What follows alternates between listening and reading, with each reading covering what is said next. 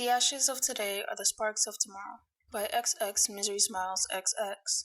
Read by Kaiinbed. I apologize for any barking you hear throughout this. I did not notice until I started editing. Chapter 5. This is so goddamn boring. I could watch cement dry and still be more enriched. Toby griped. Hawks laughed under his breath. They'd ended up at movie night together, sitting on a beanbag in the back, watching the horror flick of the night, a yokai thriller titled Death Kappa. It was pretty awful.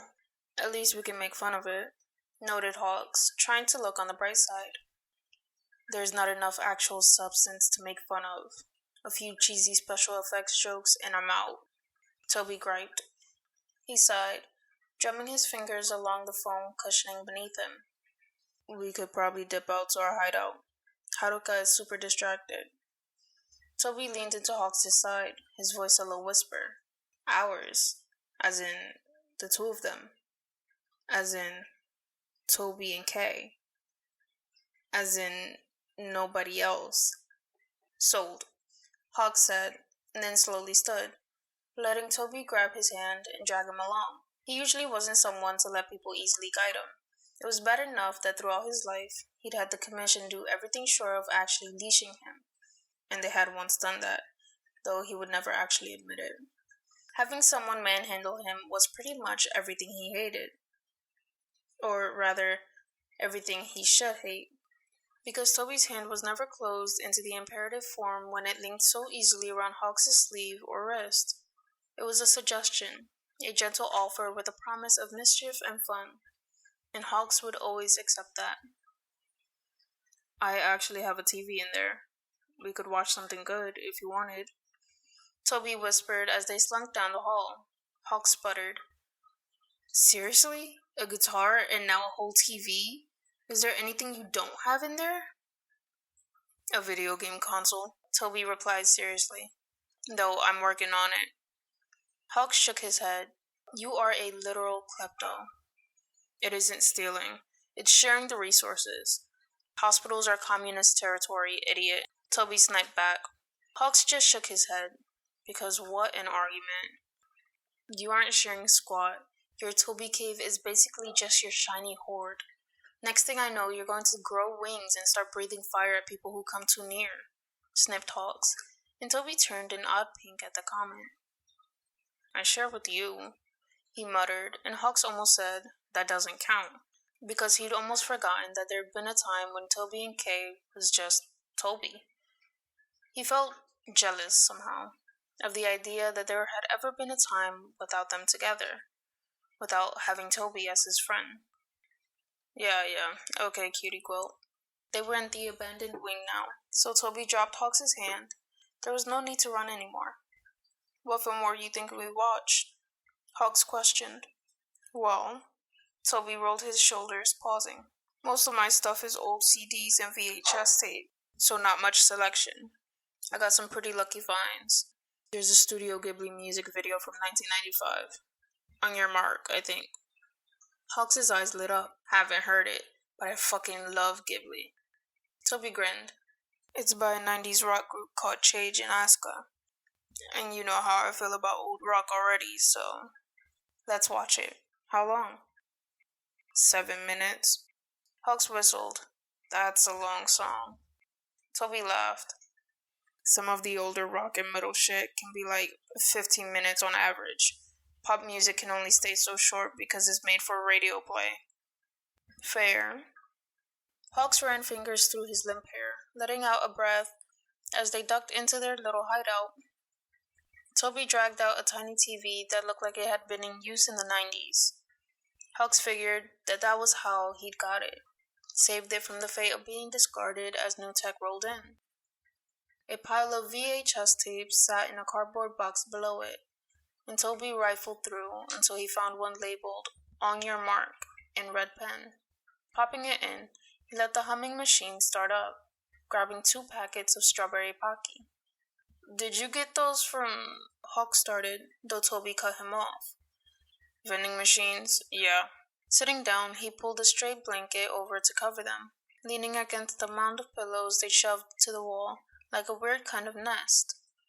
One day, when I finally leave here, I'm going to go on a hunt for all the weird touristy vending machines in Japan. Like there's an actual popcorn machine out there. We could get proper popcorn for the movie. You sure know a lot about vending machines. Hawks raised an eyebrow. I used them a lot. Before I got here, restaurants and grocery stores weren't much of an option. Toby turned away, mumbling the last bit, as if he was afraid Hawks would push it. Hawks wouldn't. What's the best one you found? He asked instead. Toby lit up. Oh, you can find vintage machines that dispense soba noodles. They're the coolest things ever. Sounds pretty cool, Hawks replied, and then Toby nudged him, since the film had finally set up and was getting started. Hawks turned his gaze, Toby reaching up to flick off the lights. It had a bit of a tinny classic rock sound to it, as the guitar opened, but it wasn't bad. The film opened with a landscape shot, subtle and gentle, a row of houses, a church faint in the background, the sweeping Studio Ghibli style drenching it in soft lines and vibrant colors. As the sound picked up, I switched, suddenly to a sci-fi landscape. Police vehicles dive-bombing a tower ringed with eyes, the words "God is watching you" emblazoned on the sides.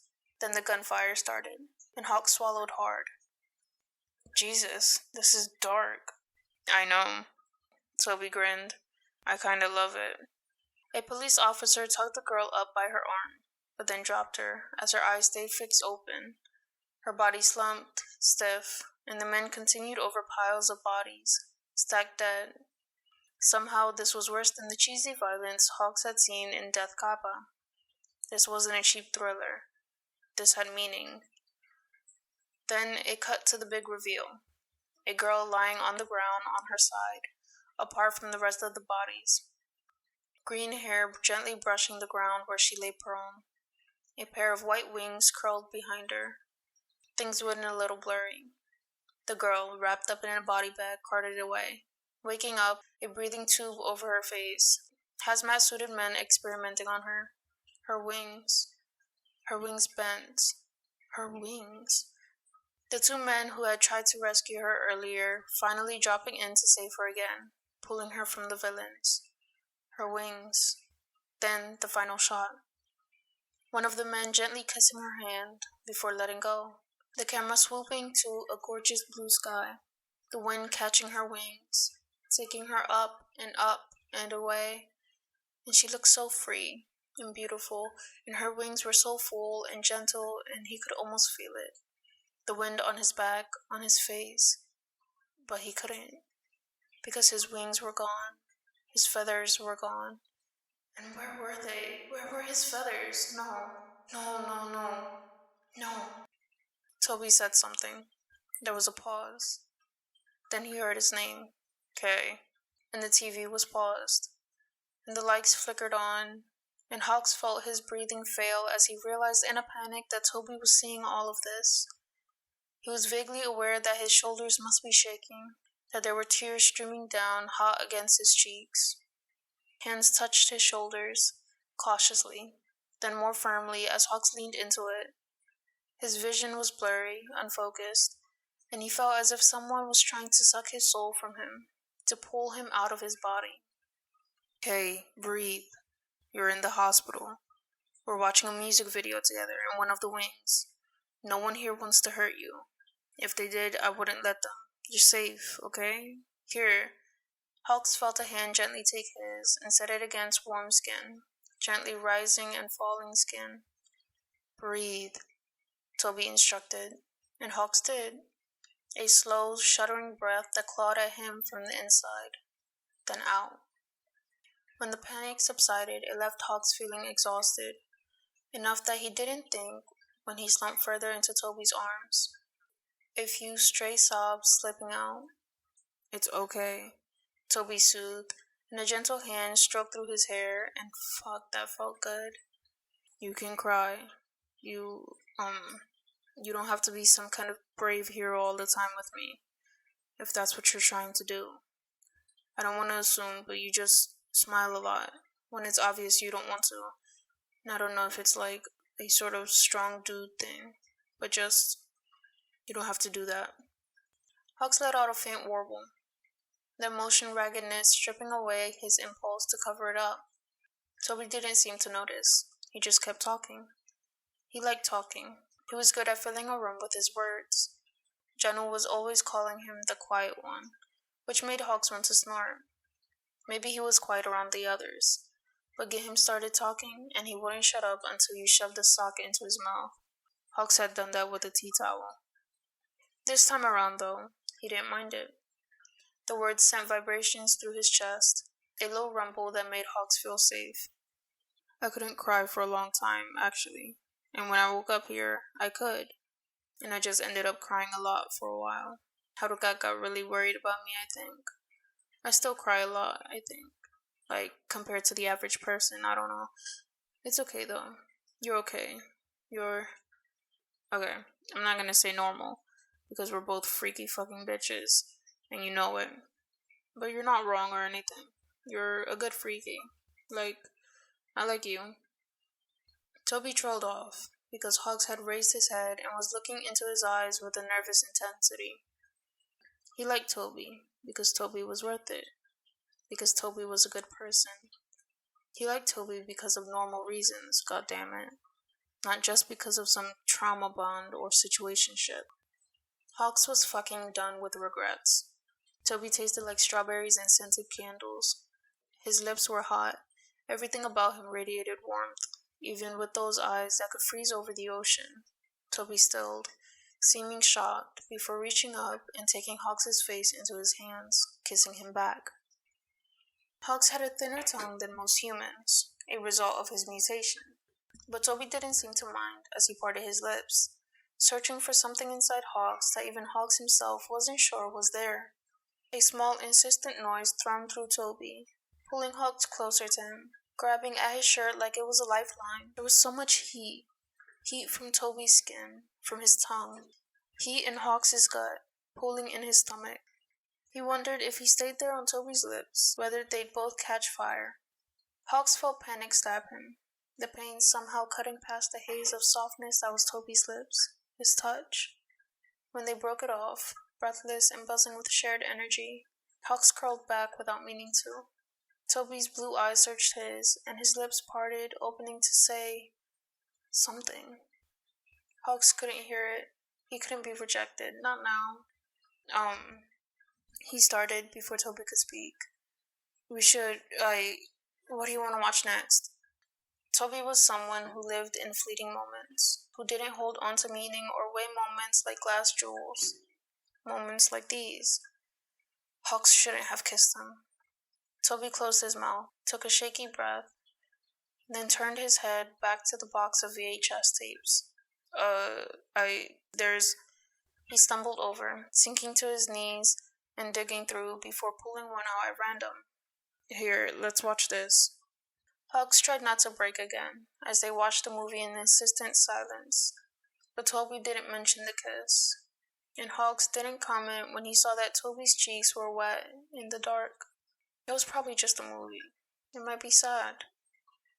Hawks hadn't really been paying attention. Everything hurt too much. Chapter 6. They didn't talk about it. Things stayed normal.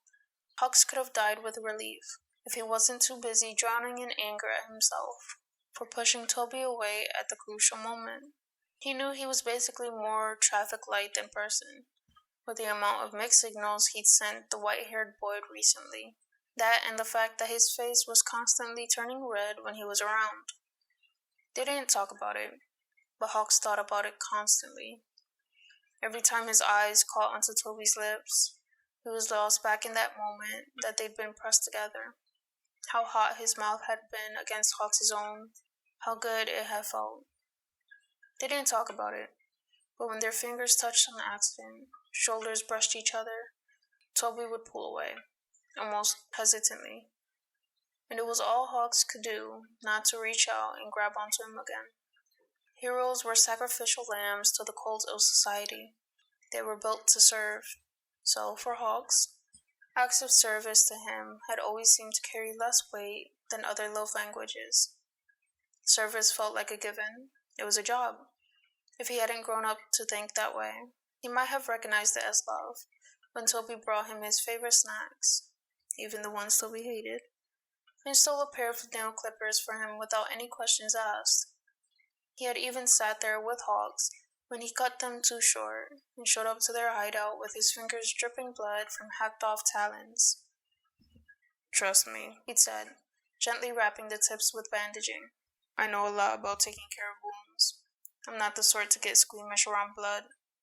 And Hawks didn't think about kissing him, except that he absolutely did. Because he was in love with Toby. Oh God, he was in love with Toby. In every way the word could fit onto his tongue, he knew it to be true. He loved Toby. He felt love for Toby. He had fallen in love with Toby.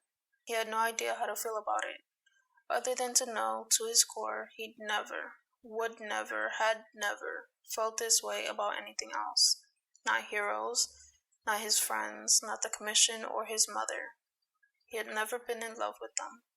And it was because Hawks had never known someone who hadn't made love feel like a hand ready to strike. But Toby did. It felt easy. It felt real. It was nearly 3 weeks later when Toby didn't show up for lunch. Hawks, being way too fond for his own good, immediately went after him.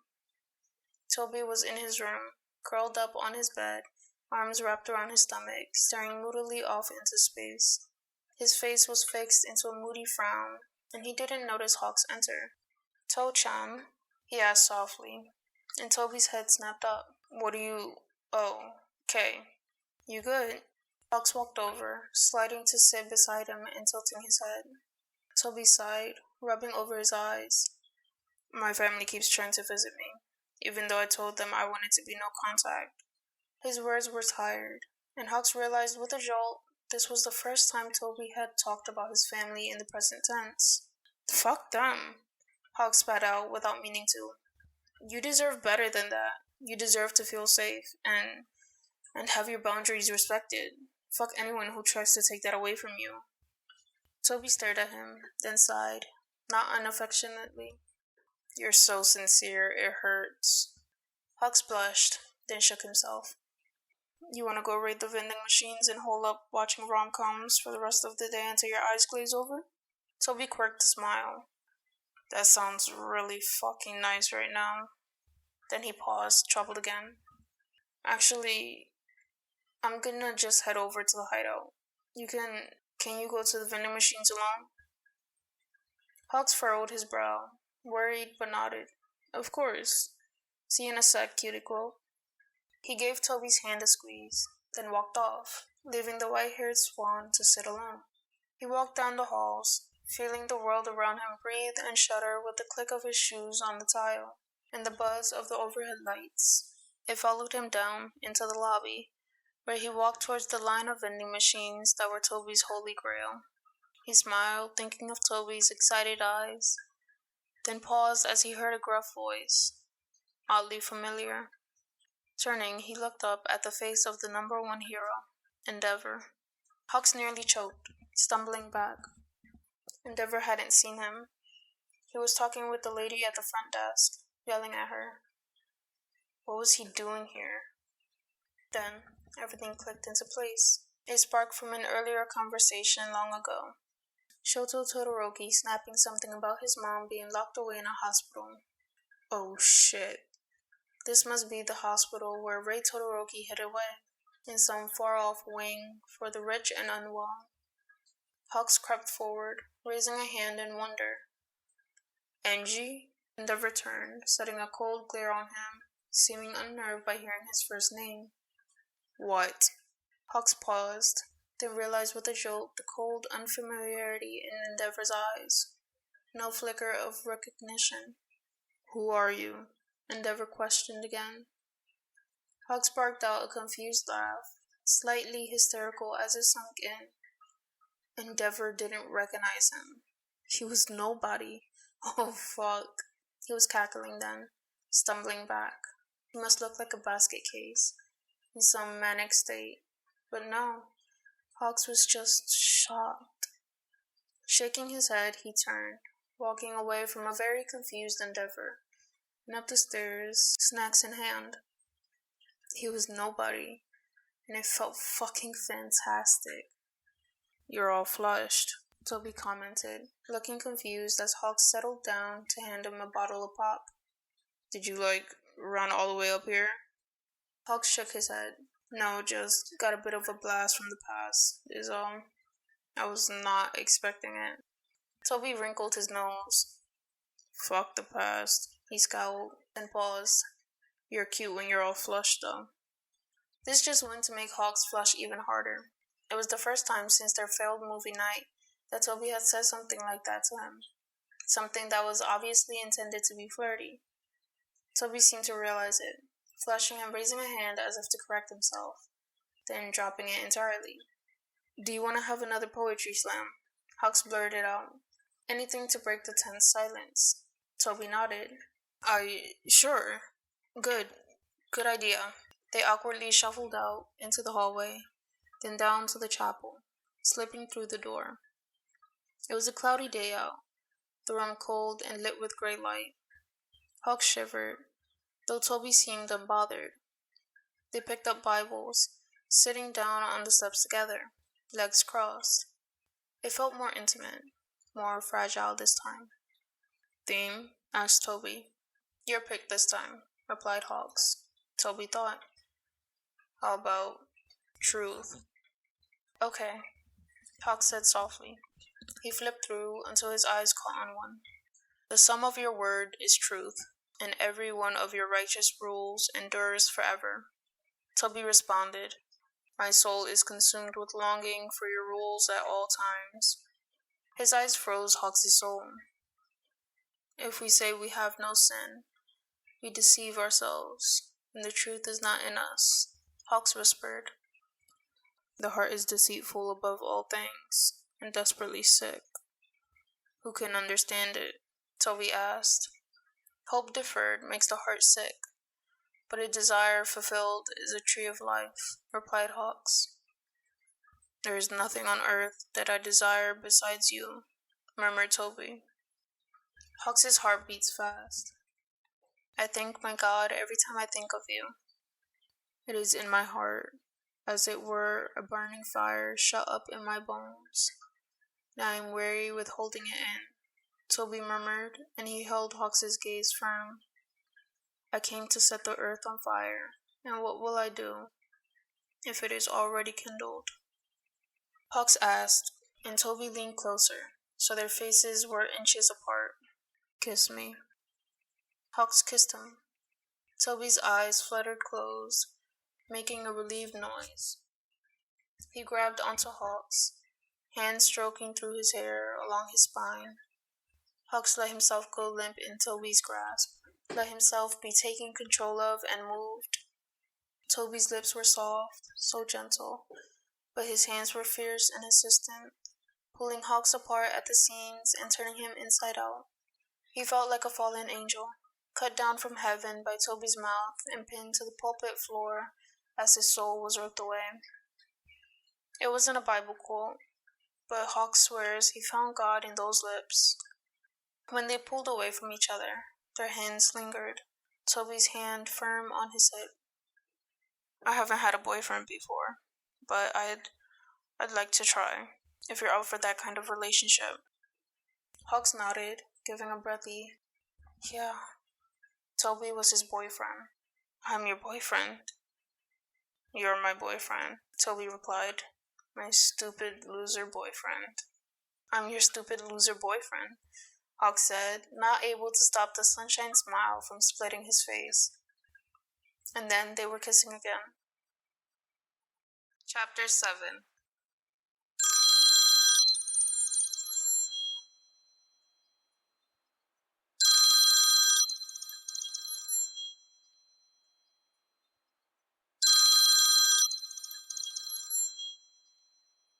Hello, who is this? Kay. Who is that? Sorry, fuck. Keigo. Takami. Hawks. Hawks? Mariko was shouting. Bastard! You have 10 seconds to come up with a good reason for me not to hang up on your ass. I've been calling for months and not a goddamn. I fell in love with someone. Mariko paused. I'll give you 5 minutes. Hawks breathed a sigh of relief. I felt scared to reach out to you guys because I was worried you wouldn't see me as worth something anymore because I've lost my wings. He whispered the last part. It was the first time he said it out loud. It'd taken him all week to even think about saying it. Hawks, you stupid himbo. You're so fucking dumb that it hurts sometimes. Mariko shouted. Why the fuck would I think less of you without your wings? You're my friend. You've slept off hangovers on my bathroom floor, and I've made you pretend to be my boyfriend at family gatherings before I was out to my parents. We're bonded. We're basically siblings. I don't care if you don't have the feathers. You're my wingman for life. And also a complete dunce. Hawks felt himself smile, realizing with a blow how much he'd miss her. Mariko, I love you. I love you too, dumbass. She huffed. Now tell me about your boyfriend. Who said it was a boy? Hawks asked. He could practically hear her roll her eyes. Hawks, you spent over 4 years with a way into every single straight girl's pants in Japan. And the only time I've seen you actually accept was when that scruffy emo guy in Shibuya. Hawks cut her off, not having any desire to discuss his clubbing adventures. And for the particular time she was talking about, he wasn't in any mood to explain that in the dark. He'd mistaken the sharp jawline of the emo boy for... Well, he wasn't going to think about that. His name is Toby, Hawks said, and he's fucking beautiful. Details, Hawks. I want details. There was a thud, like Mariko was slamming her fist against the table. She probably had. How did you meet? Hawks flushed. They forced me to go meet the other patients at some point, since I wasn't talking to anyone. Toby walked up to me, called me an idiot, and told me his name. God, you should see him. He's got the prettiest blue eyes, like blueberries or the ocean, and he has long hair that's super soft and white. He's like a really sexy ghost. Mariko screamed in delight, cackling. Fuck yeah! That's what I'm talking about. What's his personality like? He likes vending machines. Hawks blurted out, then flushed. It's so stupid, but he gets so excited about them that it's just adorable. And he knows all these old rock songs, and he loves soba, and puzzles, and banana bubblegum, and he hates fish, and authority, and crayons. They'd been coloring these mandalas that Haruka had printed when Hawks found out about the crayon thing. They melt so easily, Toby growled when asked about it. Imagine you're holding a crayon, trying to color, and someone sets it on fire, and then it's stuck to your hand. And then you have to peel it off. It hurts like a bitch.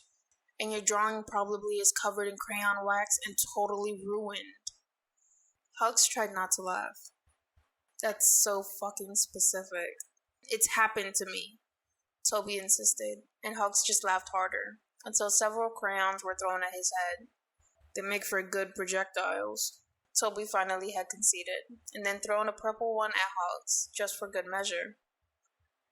He found this whole abandoned area of the hospital, and he hoards shit there. We have a hideout. Hawks finished, cheeks red with happiness. Okay, he's way too cool for you. You're aware of that, right? Mariko asked. Hawks sighed. The bar isn't high, Rumi. Oh, I know that. If I stood up, I'd hit my head on it, and I'm shorter than you. Which, by the way, your hourly reminder that you're a short bitch. I thought it was a daily reminder. Hawks griped. Mariko snorted. Your punishment for ghosting me, bastard. I have to catch up. Hawks laughed. He'd missed this. He'd missed her. Obviously, it was Toby who'd given him the courage to finally make the call. They'd been sitting together on the floor of the church one evening, watching the sunset. Hawks' head laying on Toby's stomach while Toby gently stroked fingers through his hair. Do you have anyone from outside? Toby had asked, in a rare moment of acknowledgement of the world beyond them. Hawks shrugged. Yeah, but, I don't want to drag my life in. I know you don't want that. Toby has snorted. Idiot. Just because I want to forget the past doesn't mean you have to. I ran away because there was nothing good left for me there. If you still have something good, don't fucking lose it. And so, Hawks had decided that it was time to call Miracle back. I love being with Toby. It's nice to just be myself, not be Hawks. There was a pause. He does know that you're Hawks, right? Miracle asked slowly. Hawks didn't respond. Miracle let out a long, suffering sigh. Oh my fucking... Another table slam. Seriously? Seriously. You didn't tell him that tiny little detail? It's... Hawk started, then trailed off, not knowing how to explain himself. It's difficult, okay? What's difficult about it? Just say, hey, I used to be a hero. My name was Hawks, now I'm not one. Talk over. Miracle spilled out, as if it were ever that simple. Yeah, but... Hawk sighed. I just get the feeling that he'd reject me, if he knew. Then he's trash, Miracle said defiantly. Really? He's trash, even though I'm the one who lied to him, who kept my name from him? Hawks reasoned, feeling desperate, though for what, he had no clue. Look, Miracle said simply, the longer you go without telling him, the worse it'll be for the both of you. I'm the one with an engagement ring. I know what I'm talking about. Hawks did a double take. You're engaged? Holy shit, Rumi! Who? What? Where? What? He beamed, excitement and joy for his friend pouring off of him. Fiyumi and Rumi Miracle, baby, Miracle replied. I asked her about a month ago. I called you to tell you and ask you to be my best man, but... She let the silence sink in, letting Hawks wallow in his own mistakes. God, he breathed out. I'd love to, if you'd still let me. Of course, dumbass. I wouldn't want it to be anyone else. Miracle sounded amused, and it appeared things were okay between them. Then, more teasingly, she added, you could even bring Toby. Hawks felt himself blush from his neck to his ears, spluttering. Just, as if God orchestrated, as Toby walked in. Who are you talking to, sunshine? He drawled, tilting his head and letting a smirk crawl onto his lips. Just a friend. Hawks bit out, still blushing. Miracle cut in.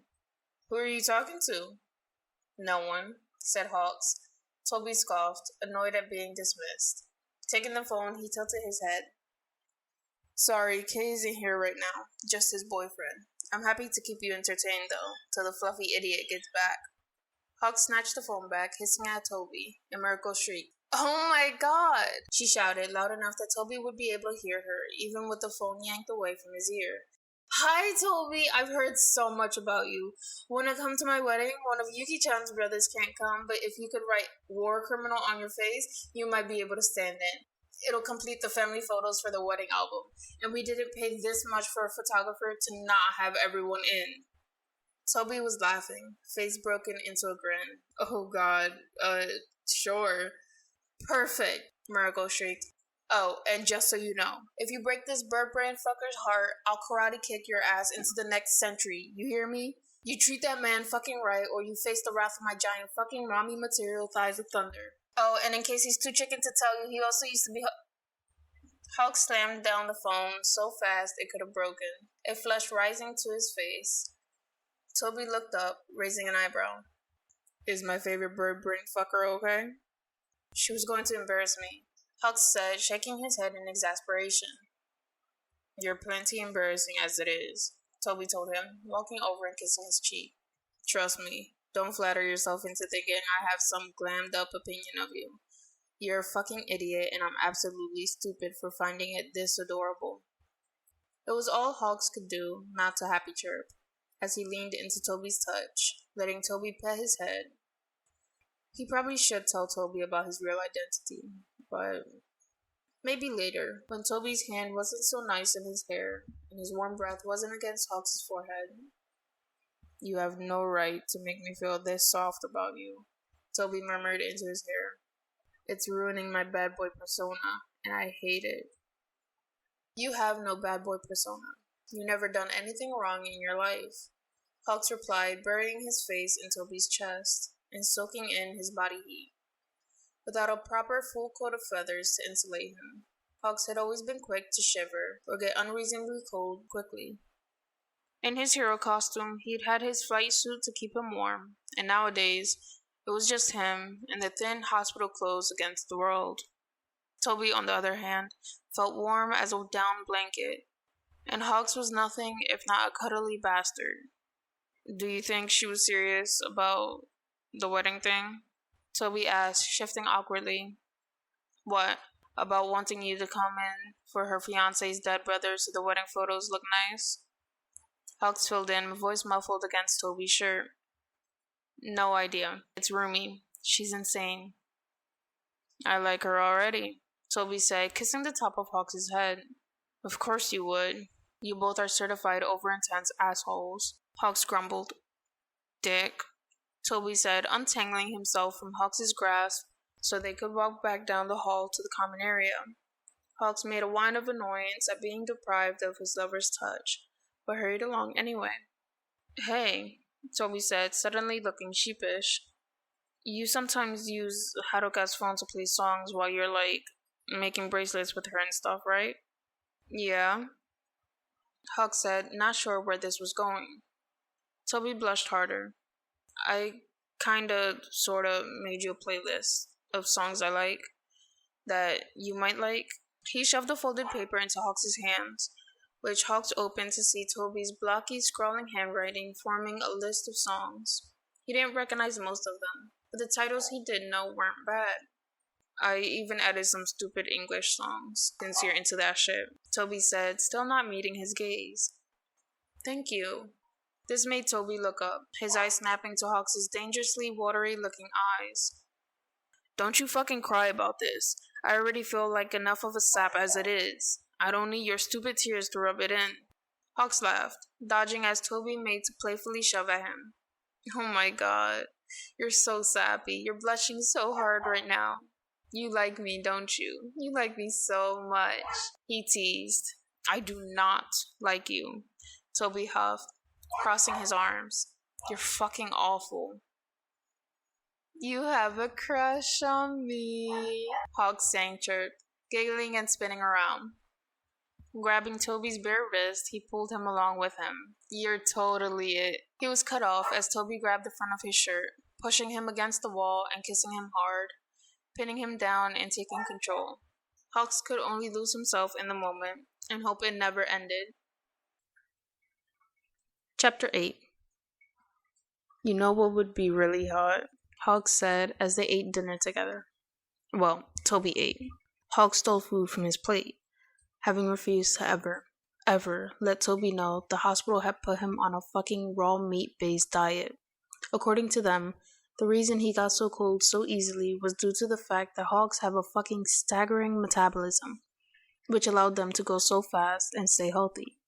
However, half of that was dependent on getting enough protein, something Hawks had not been getting, ever. Moreover, he'd been shocked to learn that he pretty much couldn't digest plant matter, barely at all, which explained a lot more in regards to why he'd felt so sick on all the health food diets the commission put him on. Something in him had started to wonder if maybe the commission had done a lot more harm than good. What? Toby asked in return, sipping chocolate milk. If we were forbidden lovers in some shoujo manga. Hawks' eyes glittered. Imagine it, Toby. You'd be some cold prince arranged to marry a girl from a rival kingdom to secure a family alliance. Meanwhile, I'd be the really hot and mysterious thief who came and stole your heart. Your father would never approve, but we'd meet in secret anyway, planning our escape. He flourished an arm at the last bit, and Toby rolled his eyes. Okay, idiot. 1. If that were to happen, I'd be the thief. You're way too much of a golden boy for it to go the opposite way. He paused, taking a sip from his milk, as Hawks made an aggrieved noise. 2nd, you'd absolutely hate that. You literally can't keep your paws off me to save your life. I can act, Hawks blurted defiant. I used to take classes. He lifted his chin, putting all the contempt he could muster into his good eye. Oh, great, Toby drawled. You're a theater kid. Should have guessed it. God damn it. Hawks stole another strip of bacon from his plate. Bitch. Toby pushed his nose with his finger. Slut. Hawks' mouth dropped open. Oh, it's on, dipshit. He went forward, poking Toby in the cheek. Toby retaliated just as fast, attacking his forehead. You don't even know who you're dealing with, smartass. Are you two lovebirds going to actually eat your food? It was Ogawa-san, Haruka in trail. Haruka Nagasuki was a short, plump woman with round glasses and long black hair. She kept in a princess style. She worked as a nurse, mostly helping keep patients safe and happy and organizing activities in groups. But Ogawa was the one who had spoken. Her lips quirked into a smile against her deep olive skin. Well, I will if he doesn't eat mine first, Toby drawled, flicking Hawks in the side. Hawks made a noise of mortal offense and stole another strip of bacon. Was there not any of the dietary items we ordered for you? Haruka asked softly, tilting her head. You're on a diet? Toby asked, turning to give Hawks a look. No, Hawks said quickly, then frowned. I mean, for medical reasons, Ogawa said, that I can't share with you unless Keisan volunteers. It's, Hawks swallowed, looking at the ground, like a protein-based thing. My quirk means that. Toby put a hand over his mouth. Okay, I don't need to know why. That makes sense. You need extra protein for some reason or another. When I was on the street, I met a lot of people with similar issues. I've seen all kinds of diets. Don't act like you're some freak for it. You ain't that special. Hawks flushed but smiled softly. The picture of Toby's life, in the almost month now they'd been dating, was starting to make sense.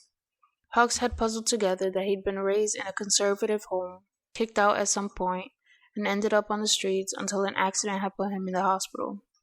Hawks felt his heart ache. He knew what it was like to be that kid. He'd been that kid. He'd been on the street before, fighting for food and a reason to be alive.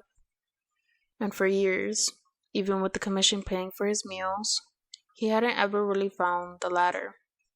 But now, it was right in front of him, and it had soft white locks and eyes that you could drown in.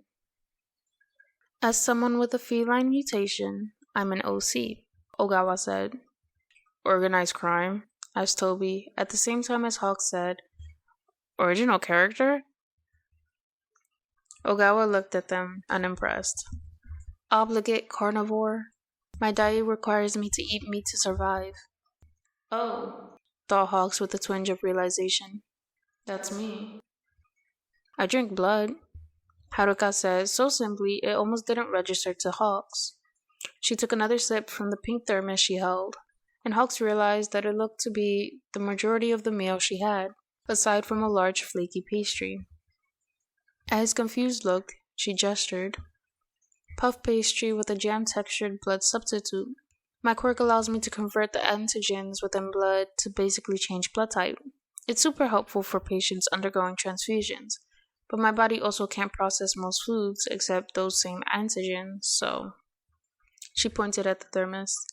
Hawks met Toby's eyes and saw his own look reflected back at him. He wasn't sure what his lover was thinking of, but the only thought on Hawks' mind was the image of a certain bun-haired girl with sparkling yellow eyes and fierce fangs. It struck him that Toga should be here. Who was really left of the League of Villains? The people he'd called friends for so long. Spinner had been transformed, losing himself in the process. Shigaraki was dead. Kurogiri had disappeared, arrested. He'd killed twice himself, watched the blood spill from his back. Toga had bled out for the girl of her dreams, but met her end all the same. And Dabi had looked so far gone it was hard to believe he'd been alive in the first place. Did that mean that Hawks was, in some fucked up twist of fate, the only member of the League still alive? A soft voice broke him out. Honeysuckle. Toby reached up, wiping a tear from his cheek he hadn't even realized had formed. You're crying. What's wrong? Hawks just shook his head. We need to do better for quirks like yours, Haruka.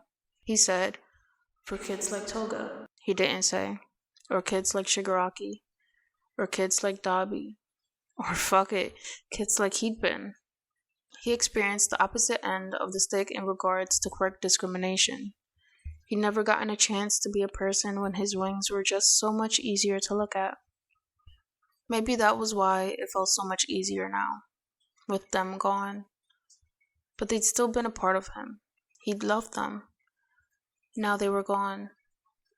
Hawks didn't know how to reconcile those two. Hey, Toby said, snapping him out of his reverie once more, as he wrapped a warm arm around Hawks' shoulders to study him. Haruka, catface. Ogawa, the green-haired feline corrected. Yeah, that. Which one of us gives more thief energy? Or more prince energy? He asked. The two women studied them for a long moment. Kei-san is the prince for sure, Ogawa said, pointing at Hawks. He's way too chivalrous when I change his bandages. Ha! Toby said, grinning wickedly at Hawks. Take that. I don't know, Haruka said, shaking her head. I read a lot of shoujo, and Tobi-san has that cool, distant air of a true troubled prince. And Kei-san just has that, I don't know, golden boy with a dark side, you know? I'm not a golden boy, Hawk spluttered. Toby snickered. Shut up, bird brains. You ain't fooling the clowns. Which is classic prince behavior. He's literally the trope, Ogawa exclaimed. Maybe the problem isn't with the role, it's the dynamic, Haruka reasoned, brow furrowing in thought. I'm getting an angel-demon vibe from them. What's your thoughts, Mickey? Ogawa thought long and hard. Goth and preppy? Nah, Haruka shook her head. I don't think so. I mean, Kei-san just doesn't really give off major preppy vibes to me. Are you goth? Hawks asked, turning to look at Toby. Toby shrugged. I look like I belong in a Tim Burton film. I don't have much of a choice. Might as well embrace the aesthetic. Do you want to do manicures with us after dinner? Haruka offered. Hawks instinctively curled his talons in, but Toby grinned. Oh, hell yeah. You in, baby? Blushing hard at the pet name, Hawks nodded. Sure. Chapter 9 is next week.